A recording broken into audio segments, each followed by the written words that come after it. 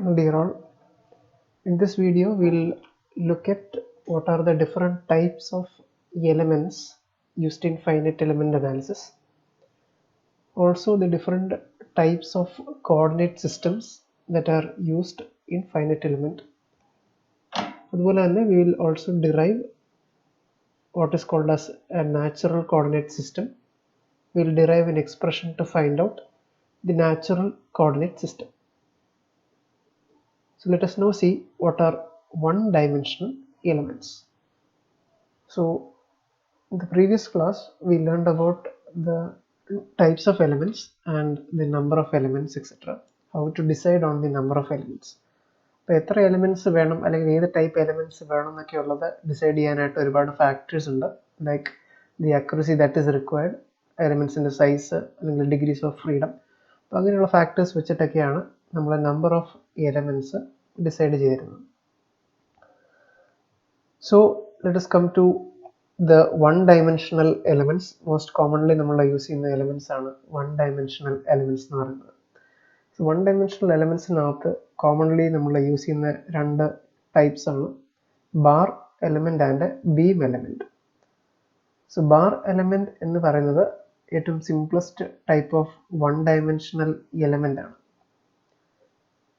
So bar elements, they can resist only axial load. അപ്പോൾ axial load കണ്ടീഷൻസിൽ മാത്രമാണ് നമ്മൾ ആ കാൽക്കുലേഷൻസ് ചെയ്യുന്നതെങ്കിൽ നമ്മൾ ബാർ എലമെന്റ് ആയിരിക്കും ചൂസ് ചെയ്യുക.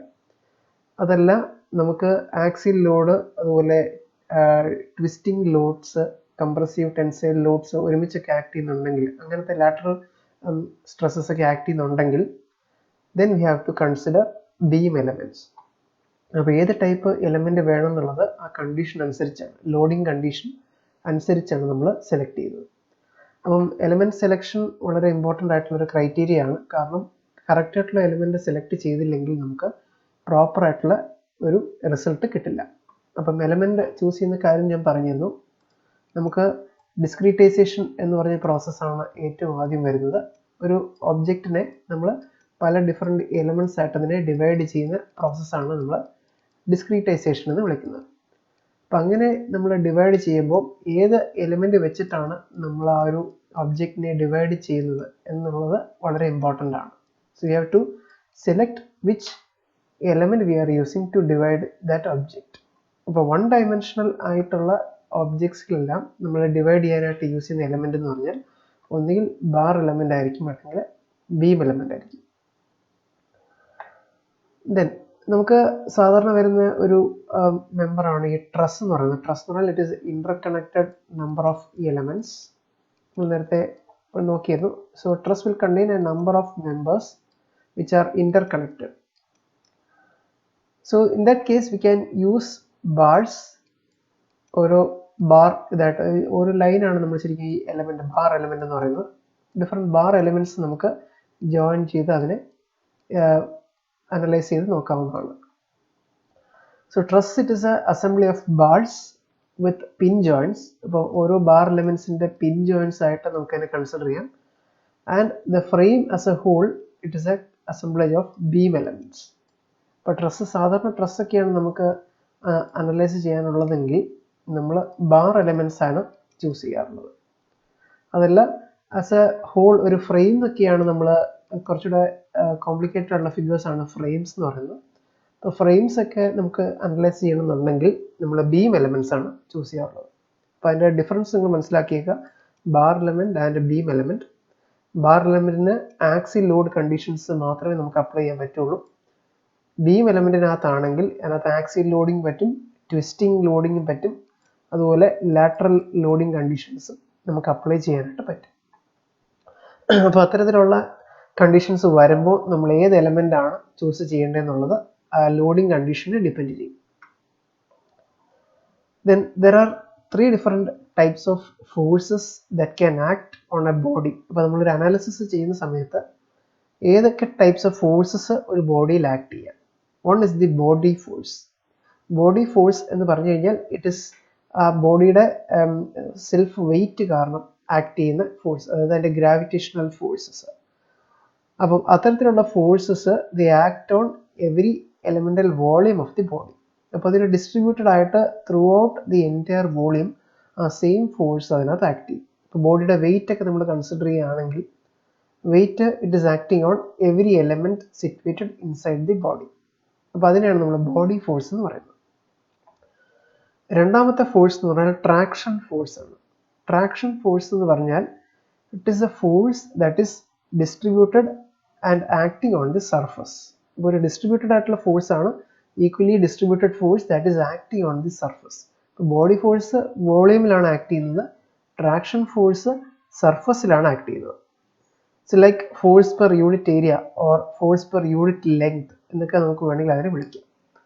Surface shear, viscous force, drag force, അങ്ങനെയുള്ള ഫോഴ്സുകളൊക്കെയാണ് സാധാരണ ട്രാക്ഷൻ ഫോഴ്സിനകത്ത് വരുന്നത്.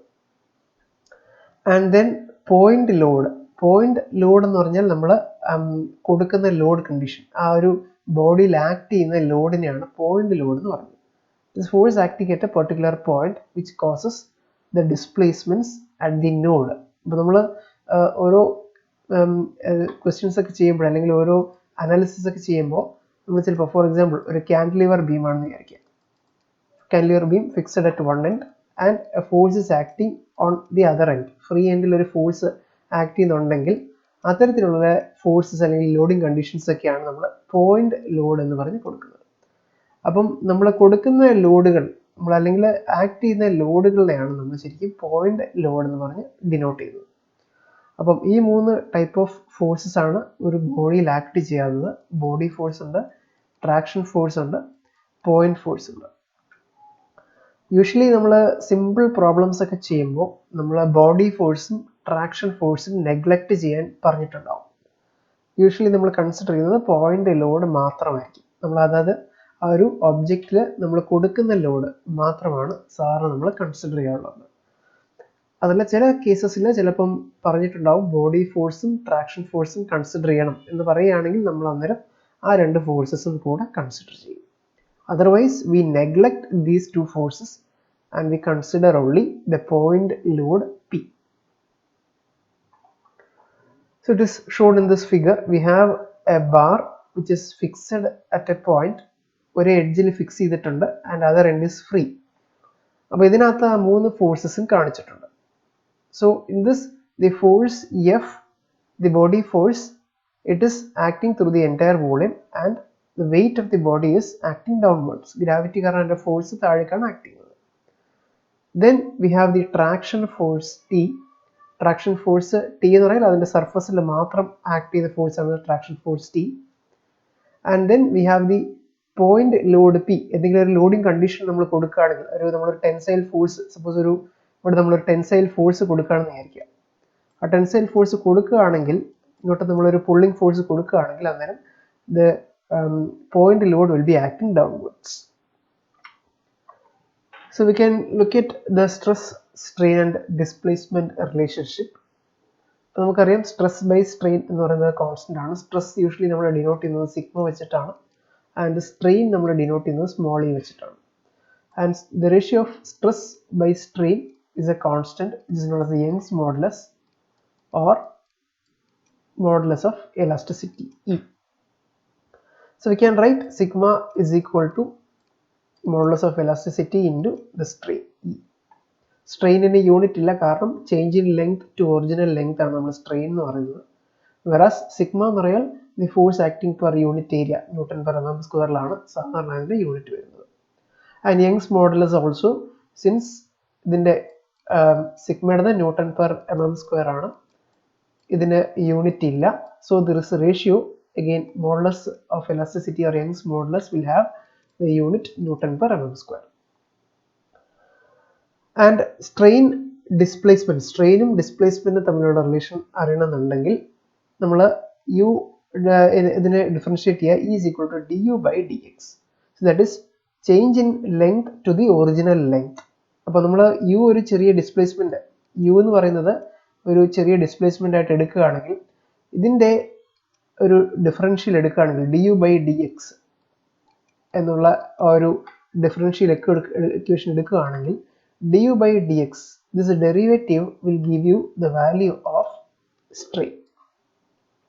നമ്മൾ ഒരു നോഡ് എടുക്കുകയാണെന്ന് വിചാരിക്കുക. For example node 1, it has a displacement of u, and suppose this is the x direction. അപ്പം ഈ കേസിനകത്ത് നമുക്ക് അതിൻ്റെ ഒരു റിലേഷൻ കിട്ടണമെന്നുണ്ടെങ്കിൽ we can take the derivative du by dx, where u is the displacement at the node 1-ലുള്ള displacement ആണ് ഈ u എന്ന് പറഞ്ഞ് കാണിച്ചിരിക്കുന്നത്. ഓക്കെ, അതിൻ്റെ ഡിഫറൻഷ്യൽ എടുക്കുക, du by dx. dx is actually the coordinate, x കോർഡിനേറ്റിൽ വരുന്ന ലെങ്ത് ആണ് ഈ dx എന്ന് പറയുന്നത്. ആൻഡ് ഇതിൻ്റെ വോളിയം അറിയണമെന്നുണ്ടെങ്കിൽ the differential volume dv is equal to area into dx. So dv is equal to the area into the dx, the whole volume. അതാണ് differential volume എന്ന് പറയുന്നത്. അപ്പോൾ ഇങ്ങനെയുള്ള പ്രോബ്ലംസിൽ നമ്മൾ ഏറ്റവും ആദ്യം കണ്ടുപിടിക്കുന്നത് ഡിസ്പ്ലേസ്മെന്റ് ആണ് u, then followed by the strain,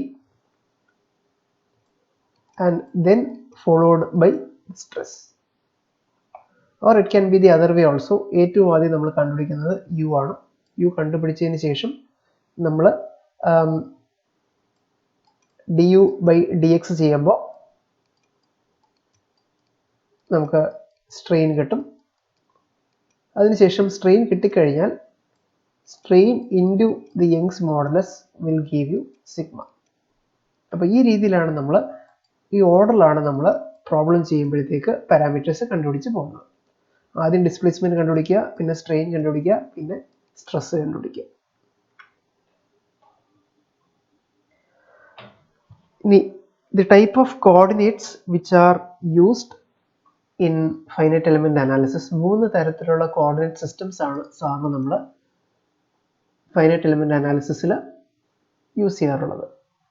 first is A global coordinate system. So global coordinate system, it means it corresponds to the entire body and used to define nodes in the entire body. Local coordinate system എന്ന് പറഞ്ഞാൽ ഓരോ എലിമെന്റിനെയും base ചെയ്തിട്ടുള്ള coordinate systems ആണ് local coordinate system. And ഓരോ എലിമെന്റിനെ base ചെയ്തിട്ട് ആണ് നമ്മൾ ആ ഒരു കോർഡിനേറ്റ് സിസ്റ്റത്തിനെ റെപ്രസെന്റ് ചെയ്യുന്നത്. Natural coordinate system, it is similar to the local coordinate system, and we are expressing the node as a combination of 2 numbers, dimensionless numbers like L1, L2, etc., such that L1 plus L2 is equal to 1. അപ്പോൾ അത് നമ്മൾ കൂടുതലായിട്ട് അടുത്ത വരുന്ന സ്ലൈഡുകളിൽ discuss ചെയ്യുന്നുണ്ട് എന്താണ് L1, എന്താണ് L2 എന്നുള്ളത്. അപ്പോൾ അങ്ങനെ നമ്മൾ എക്സ്പ്രസ് ചെയ്യുന്ന ഒരു കോർഡിനേറ്റ് സിസ്റ്റമാണ് natural coordinate system. So global coordinate system നമ്മൾ സാധാരണ ഒരു XY കോർഡിനേറ്റ് സിസ്റ്റമാണ്. We have the XY axis, Y axis and the X axis. അപ്പോൾ 1 ഡയമെൻഷണൽ എലമെന്റ്സ് ഒക്കെ ആണെങ്കിൽ യൂഷ്വലി നമുക്ക് ഈ എക്സ് ഡയറക്ഷൻസ് മാത്രമേ നമ്മൾ സാധാരണ കൺസിഡർ ചെയ്യാറുള്ളൂ. എക്സിന് പെർപെൻഡിക്കുലർ ആയിട്ടുള്ള ഡയറക്ഷൻ ആണ് ഈ Y ഡയറക്ഷൻ എന്ന് പറയുന്നത്. So that is global coordinate system. So let us look how we are considering those systems. ഇപ്പോൾ ഒരു 1 ഡയമെൻഷണൽ ബാർ എടുക്കുകയാണെങ്കിൽ നമുക്കതിനകത്ത് കാണാം ഇതൊരു 1 ഡയമെൻഷണൽ ബാർ എലമെന്റ് ആണ്. ബാർ എലമെന്റിനകത്ത് we have a number of nodes, 6 nodes represent ചെയ്തിട്ടുണ്ട്. അതുപോലെ 5 എലമെന്റ്സ് ഉണ്ട്. നോഡുകൾ റെപ്രസെന്റ് ചെയ്യുന്നത് it is by using numbers, and നമ്പറിന് ചുറ്റും സർക്കിൾ ആണ് ഉള്ളതെങ്കിൽ അതിനെ റെപ്രസെന്റ് ചെയ്യുന്നത് എലമെന്റ് ആണ്. So we have the elements 2, 3, 4, 5. 5 എലമെന്റ്സും ഉണ്ട്, അതുപോലെ 6 നോഡുകളും ഉള്ള ഒരു 1 ഡയമെൻഷണൽ ബാർ ആണ് ഇവിടെ കാണിച്ചിരിക്കുന്നത്. And this is the X direction. അപ്പോൾ ഇത് എന്ന് പറയുന്നത് ഒരു ഗ്ലോബൽ കോർഡിനേറ്റ് സിസ്റ്റം ആണ്. Y ഡയറക്ഷൻ ഉണ്ടെങ്കിൽ ഇതിന് പെർപെൻഡിക്കുലർ ആയിട്ടുള്ള ഡയറക്ഷൻ ആണ് Y direction. So this coordinate system is known as A global coordinate system. അപ്പം 1 ഡയമെൻഷണൽ ബാർ ഉള്ളിടത്ത് നമുക്ക് ഒരു ഡയമെൻഷൻ മാത്രം കാണിച്ചാൽ മതി, എക്സ് ആക്സിസ് മാത്രം. 2 ഡയമെൻഷണൽ എലമെന്റ്സ് വരുന്നിടത്താണ് നമ്മൾ എക്സ് ഡയറക്ഷനും അതുപോലെ Y ഡയറക്ഷനും കാണിക്കുന്നത്. ഇതിനകത്തും we have the x direction and the y direction, or x axis and y axis. അതാണ് ഗ്ലോബൽ കോർഡിനേറ്റ് സിസ്റ്റം. നമ്മൾ സാധാരണ യൂസ് ചെയ്യുന്ന XY കോർഡിനേറ്റ് സിസ്റ്റം. ഇനി നമ്മൾ ഇങ്ങനെ ഒരു എലമെന്റ്, ഒരു ട്രയാങ്കുലർ എലമെന്റ് കൺസിഡർ ചെയ്യാമെന്ന് വിചാരിക്കുക. So we have this triangular element represented like this. ഇത് ഓരോ ജോയിൻസും ഓരോ നോഡുകളാണ്. Node 1, 2, 3 and 4. ഇനി ഓരോ എലിമെന്റ്സ് നമ്മൾ നോക്കുകയാണെങ്കിൽ element number 1, element number 2, 3, 4 and 5. അതാണ് ഇവിടെ ഫിഗറിൽ കാണിച്ചിരിക്കുന്നത്. അപ്പോൾ ഇത്രയും എലിമെന്റ്സ് നമുക്കിവിടെ ഉണ്ടെന്ന് വിചാരിക്കുക. അതുപോലെ ഇത്രയും നോഡ്സ്. സോ 4 നോഡും 5 എലിമെന്റുമാണ് ഇവിടെ ഉള്ളത്. ഇനി ഓരോ എലിമെന്റ്സിനെ നമ്മൾ സെപ്പറേറ്റ് ആയിട്ട് എടുക്കുകയാണെങ്കിൽ ഫസ്റ്റ് എലിമെന്റ് നമുക്ക് എടുക്കാം. It is node 1, node 2 and element number 1. അതാണ് ഇവിടെ കാണിച്ചിരിക്കുന്നത്. അപ്പോൾ ഇതിൻ്റെ കറസ്പോണ്ടിങ് ആയിട്ടാണ് നമ്മൾ എക്സ് ആക്സിസ് വരയ്ക്കുന്നതെങ്കിൽ, എക്സ് ആൻഡ് വൈ ആക്സിസ് വരയ്ക്കുന്നതെങ്കിൽ ആ ഒരു എലിമെന്റ് ആണ് ഇവിടെ കാണിച്ചിരിക്കുന്നത് 1 to 2. അതിന് അഡ്ജസ്റ്റൻ്റ് ആയിട്ട് എക്സ് ആക്സിസ് വരച്ചു, അതിന് പെർപെൻഡിക്കുലർ ആയിട്ട് വൈ ആക്സിസ് വരച്ചു. അങ്ങനെയുള്ള കോർഡിനേറ്റ് സിസ്റ്റമാണ് നമ്മൾ ഈ ലോക്കൽ കോർഡിനേറ്റ് സിസ്റ്റം എന്ന് പറയുന്നത്. That is the coordinate system corresponding to the particular element. ആ എലമെന്റിനെ ബേസ് ചെയ്തിട്ടുള്ള കോർഡിനേറ്റ് സിസ്റ്റം. അടുത്ത എലമെന്റ് നമുക്ക് കൺസിഡർ ചെയ്യാം. 2 to 4 എന്ന് പറഞ്ഞ എലമെന്റ് നമ്മൾ എടുക്കുകയാണെന്ന് വിചാരിക്കുക. സോ അതാണ് ഇവിടെ കാണിച്ചിരിക്കുന്നത് 2 to 4. So this is that element. അതിന് പാരലൽ ആയിട്ടുള്ളതാണ് എക്സ് ആക്സിസ്, ആ എലിമെന്റ് പെർപെൻഡിക്കുലർ ആയിട്ടുള്ളതാണ് വൈ ആക്സിസ്. ദെൻ 1 to 3 എന്ന് പറഞ്ഞ എലിമെന്റ് എടുക്കുകയാണെങ്കിൽ അഗെയിൻ അതിന് പാരലൽ ആയിട്ടുള്ള എക്സ് ആക്സിസ്, പെർപെൻഡിക്കുലർ ആയിട്ടുള്ള y axis. So for each element 1, 2, അതുപോലെ 3, 4 ആൻഡ് 5 നമുക്ക് സെപ്പറേറ്റ് ആയിട്ട് അതിനെ എടുത്ത് കാണിക്കാനായിട്ട് പറ്റും, ഓരോ ആക്സിസ് ആയിട്ട്. അപ്പോൾ ഓരോ എലിമെന്റ്സിനെ സെപ്പറേറ്റ്ലി നമ്മൾ അനലൈസ് ചെയ്യാനായിട്ട് അതിൻ്റെ കോർഡിനേറ്റ് സിസ്റ്റം എടുക്കുകയാണെങ്കിൽ that is called local coordinate system.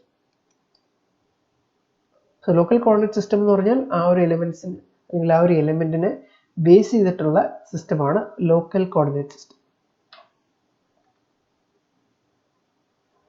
And global coordinate system എന്ന് പറഞ്ഞാൽ global coordinates are coordinates which are used to represent interior points.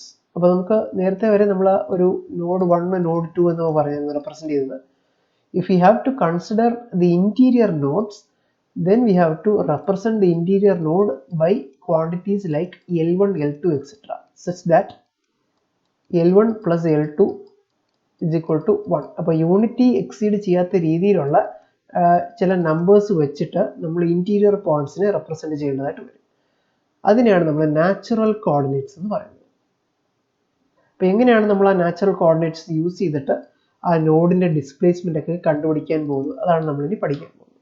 So natural coordinates they are dimensionless quantities which are used to represent certain interior nodes which are present in that element.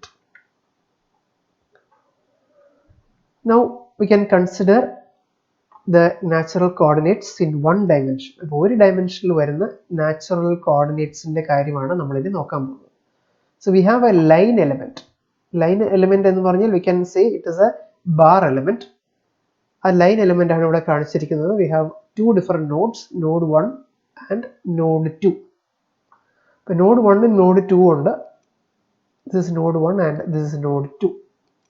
Length of this line element is L. L വെച്ചിട്ടാണ് നമ്മൾ അതിൻ്റെ length പറഞ്ഞിരിക്കുന്നത്.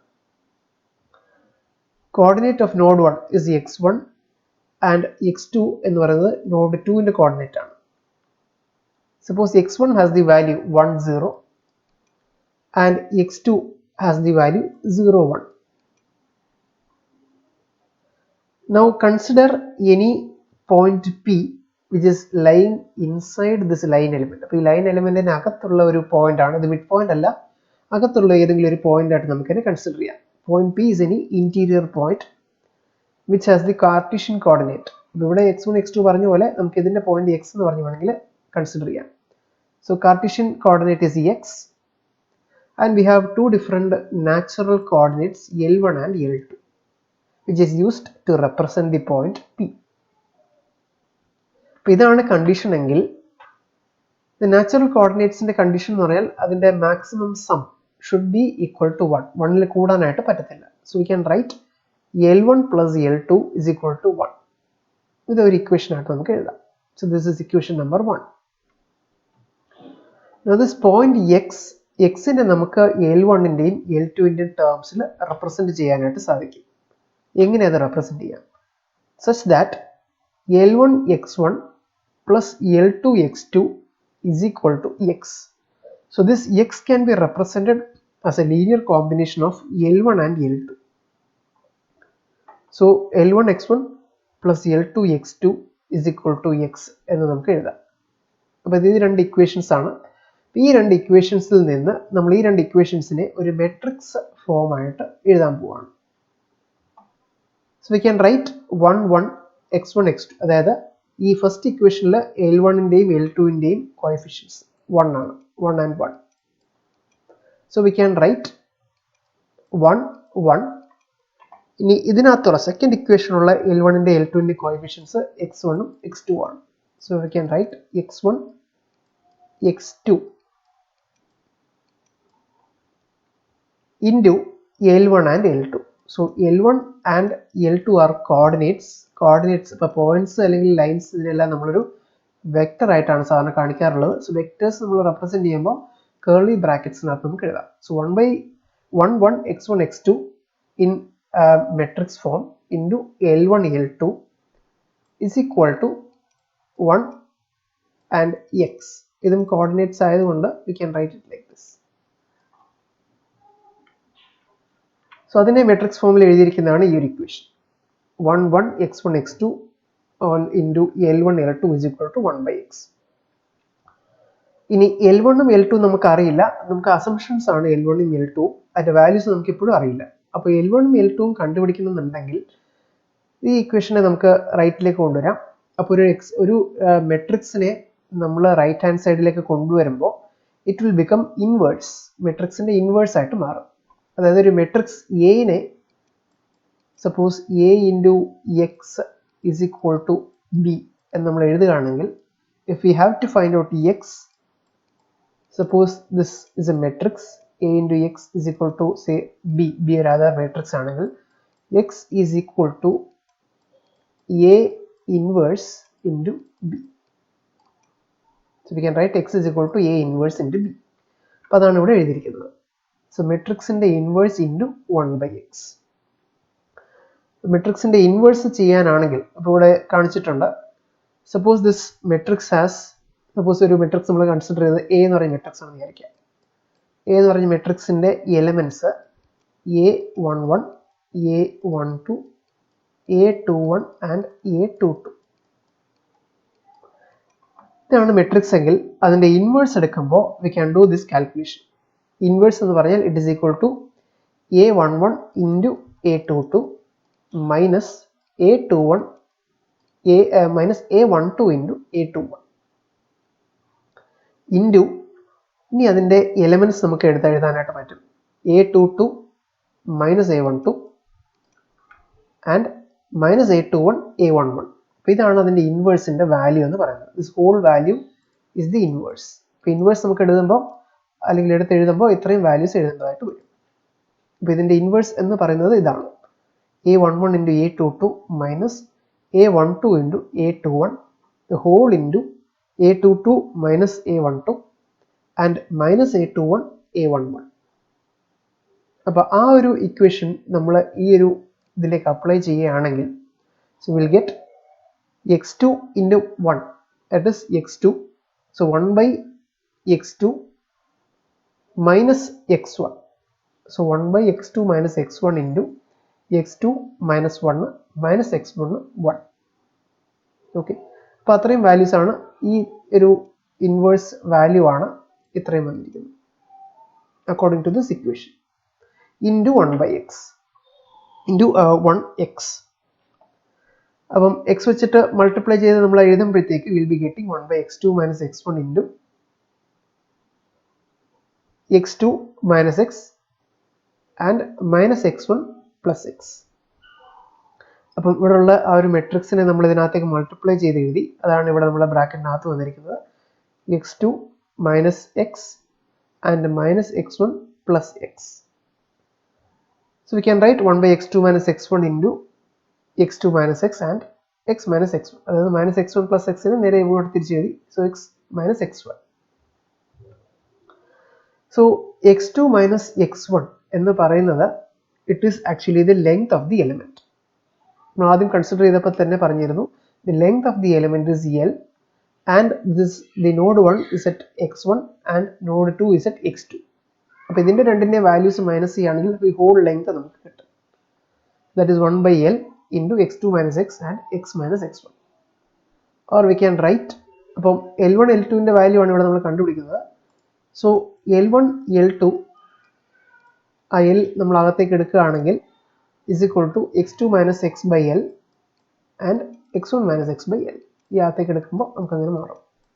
So we'll be getting this final equation L1 L2 is equal to x2 minus x by L and x minus x1 by L. അപ്പോൾ നമുക്ക് ആ natural coordinates കണ്ടുപിടിക്കണമെങ്കിൽ ഈ ഒരു equation നമുക്ക് കണ്ടുപിടിക്കാം.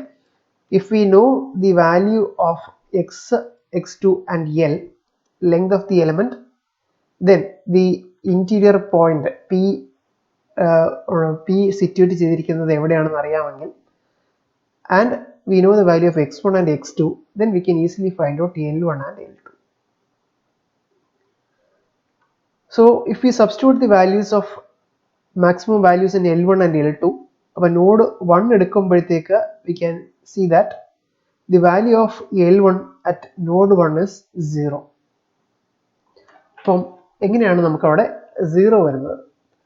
So at the point 1 we have the value of x1 and at node 2 we have value of x2.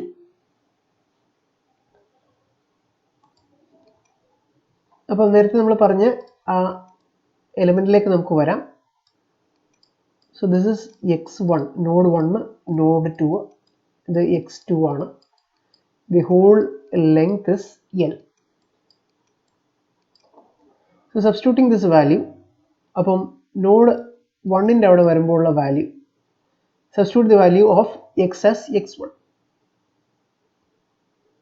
So we'll be getting x2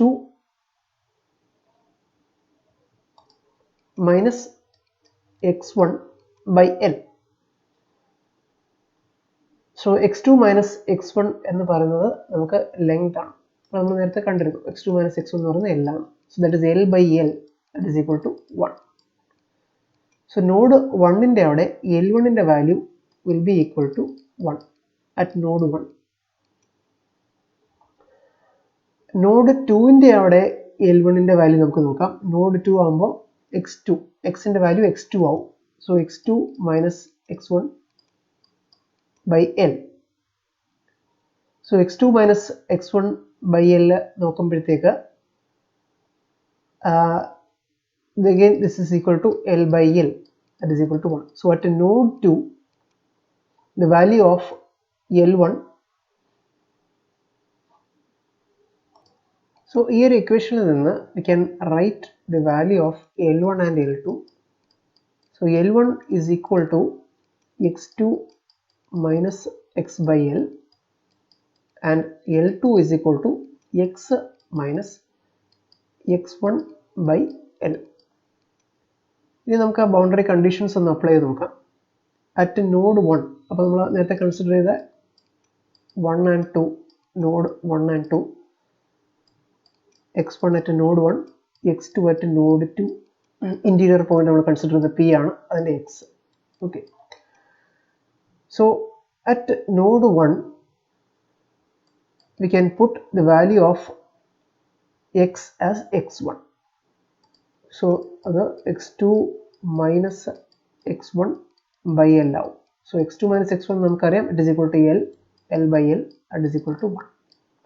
So node 1 ൽ L1 ന്റെ value will be equal to 1. What is the value of L1 at node 2? Node 2 ൽ L1 ന്റെ value അറിയണമെങ്കിൽ അവിടെ x ന് പകരം x2 ഇടുക. x2 minus x2, that is equal to 0.